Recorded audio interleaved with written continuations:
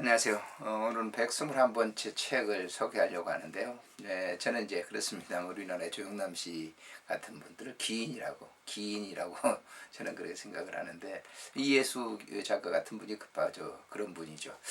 자, 이 책을 썼던 이분, 움베르토 베코라고 하는 분인데요. 세상의 바보들에게 웃으면서 화내는 방법이라고 하는 책입니다. 제목 자체가 그렇지 않습니까? 예.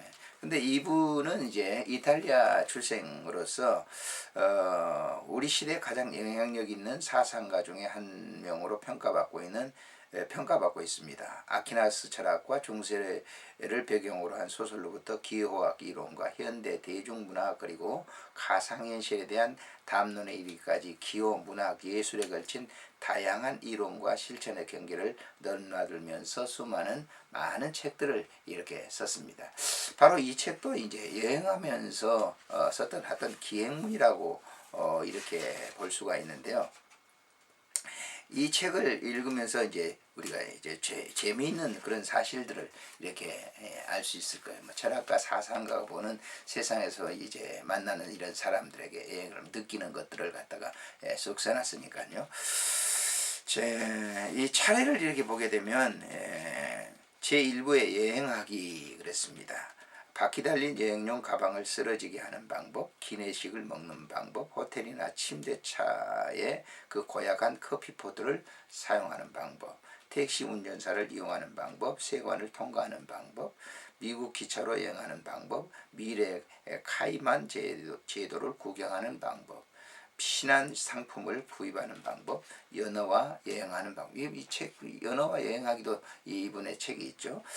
서로 이해하기, 도둑맞은 운전면허증을 재발급받는 방법, 재산 목록을 작성하는 방법, 사용설명서를 따르는 방법, 진실을 오로지 진실만을 말하는 방법, 수입이 많은 직업을 선택하는 방법, 반박하는 방법, 맞습니다 라는 말로 대답하지 않는 방법, 말 줄임표를 사용하는 방법, 서문을 쓰는 방법, 마술 전시에 도록에 서문을 쓰는 방법, 축구 이야기를 하지 않는 방법, 스펙터클 사회 살기, TV 사회자가 되는 방법, 텔레비전에서 동네의 바보를 알아보는 방법, 텔레비전에서 교수형 생중계를 보는 방법, 셔틀랜드의 가마우지를 가지고 특종 기사를 만드는 방법, 유명인을 만났을 때 반응하는 방법, 포로로 영화를 식별하는 방법, 연극이 어떻게 시작되고 어떻게 끝나는지를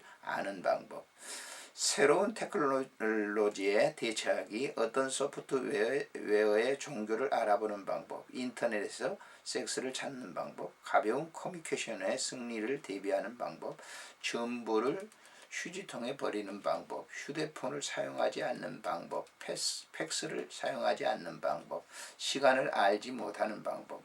예전에 이제 삶의 그런 이제 패턴으로 이렇게 사는 것을 갖다가 이분은 굉장히 추구하죠.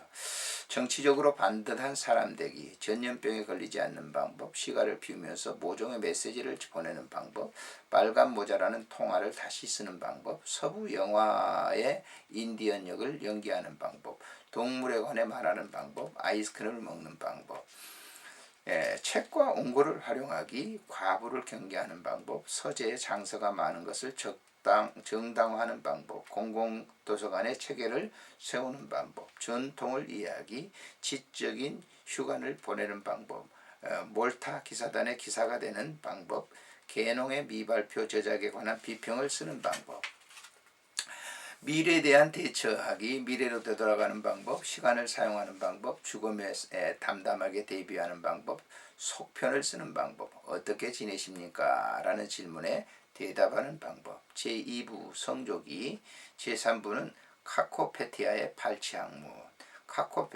카코페티아에 대하여 제국의 현척 지도를 만드는 것이 불가능에 대하여 아노프티콘, 무기력 기계와 무출력 기계, 브라샤다 샤무탄다의 사상, 헤라클레 이토스의 주장하는 반박의 방법, 800가지의 색깔의 정리, 비교 잡학 대학교 설립안, 양자 비평의 기본 원리, 제4부에서는 고향 알렉산드리아, 세상의 바보들에게 웃으면서 화내는 방법을 내면서라고 하는 글로 마치고 있습니다. 이 책을 번역했던 분이 이런 이제 맨 마지막에 뒤쪽에 이제 책을 내면서 썼던 글을 그대로 옮겨오고 있습니다. 이 책은 옴베르토 에코 다이아오 미니오 제2편과 그것이 프랑스 어판인 연어와 여행하는 방법에 새롭게 추가된 글들을 옮긴 것이다. 디아리오 미니모 제2편은 한국어판을 영어판을 따라 연어와 여행하는 방법이라는 제목으로 이미 1994년 출간된 바 있고 현재는 절판 상태에 있다. 예전에 저도 이 책을 이제 사서 봤거든요. 근데 잘 이해가 잘 되지 않더라고요. 이미 나온 책에 새로운 내용을 보태어 다시 번역할 때 그것을 정당화할 만한 충분한 이유가 있어야 한다는 것입니다. 우리가 생각하는 그 이유는 이러합니다. 연어와 여행하는 방법에 개혁 중복판을 만들자는 생각은 프랑스어판에 대한 시세움에 비롯되었다. 영어판보다 4년 늦게 한국판보다 3년 늦게 나온 프랑스어판은 느림의 미덕을 아주 잘 보여주고 있다. 우선 작가와 번역가 사이에 행복한 협력 속에서 이루어진 충실한 번역이 돋보이고 오랜 숙고의 결실로 보이는 정연한 편집이 눈길을 끕니다. 게다가 이탈리아어판 나온 이후로 작가가 새롭게 쓴 글들이 여러 편 추가됨으로써 내용이 한결 풍부해졌다는 점도 자랑할 만하다. 우리가 무엇보다도 눈독을 들였던 것은 프랑스어판에만 있는 그 새로운 글들과 독자의 접근을 한길 용이하게 만든 체계적이고 깔끔한 편집이다. 그런데 우리가 단순히 중보하는 것으로 만족하지 않고 번역을 완전히 다시 하기로 결정한 건 1994년 나온 우리말판 번역에 문제가 있으라기보다는 그것이 번역 대부분으로 살았던 영어판 자체에 많은 결함이 있다고 보았기 때문이다. 우선 영어판 번역자의 지나치게 편의주의적이고 실용주의적인 작업 태도 때문에 작가의 의도가 훼손되고 글의 미묘한 맛이 사라진 대목이 자주 눈에 띄었고 대중성의 이름으로 너무 쉽게 뭉개지거나 잘려나간 부분들이 많은 아쉬움을 느끼게 했다. 또한 번역가의 모국어 중심주의가 원어 노예적으로 집착하는 변경 콤프레스보다 낫다는 점은 기꺼이 인정한다 할지라도 작가의 의도를 해치면서까지 이탈리아 것을 미국 것으로 선뜻 갈아치우는 영어판 번역자의 태도는 팍스 아메리카에 대한 지나친 믿음에 나온 게 아닌가 의심을 갖게 했다. 사실 이제 어떤 책들을 갖다가 이렇게 번역해서 옮긴다라고 하는 것은 그건 쉬운 일이 아니죠. 굉장히 또 다른 창작이라고 그래요. 그러니까 그런 면들을 이렇게 얘기하고 있는 것이죠. 자, 그러나 연어와의 여행하는 방법이 절판된 뒤에 이 책을 찾는 독자들이 계속 나타나지 않았다면 우리의 결정이 그다지 쉽게 이루어지지 않았을 것이다. 따라서 이 개혁 중복판은 그 독자들의 요구에 가장 적극적인 방법으로 부용한 결과라고 볼 수 있다. 에코는 자기 글이 어렵다고 말하는 독자들이 오히려 매스미디어의 계시에 힘입어 너무 쉽게 생각하는 것에 길들여져 있는 사람들로 여긴다.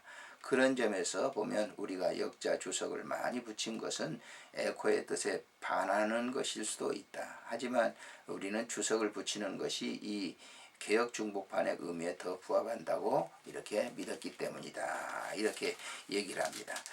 그래서 이제 이 움베르토 에코의 책은 좀 기이한 그런 면이 있다고 그랬잖아요. 그러니까 그런 책을 읽으면서 우리가 다 완전하게 이해할 수가 없죠. 왜냐하면 우리가 이제 요즘은 이제 TV에 문화권에 들어가 가지고 너무 거기에 많이 노출됐기 때문에 책을 이렇게 상고하고 읽는다는 게 참 그렇게 쉽지 않는 일이죠. 그래서 이런 책들은 더더욱 그렇습니다. 좀 이제 어려운 그런 철학적, 문학적, 기하학적 이런 이제 용어들이 많이 나오게 되면 사람들이 이제 머리가 아파하죠. 그렇지만 이런 책들을 한번 읽어봄으로 인해서 그런 그들의 세계를 이해하고 또 현실 속에서 이 느림의 미학을 통해서 이제 다시 한번 우리의 삶을 이렇게 보는 것도 중요하지 않나라고 하는 그런 생각입니다. 자주 읽지 않는 책이지만 한번 이렇게 쭉 해서 읽어보는 것도 도움이 되리라 생각이 됩니다.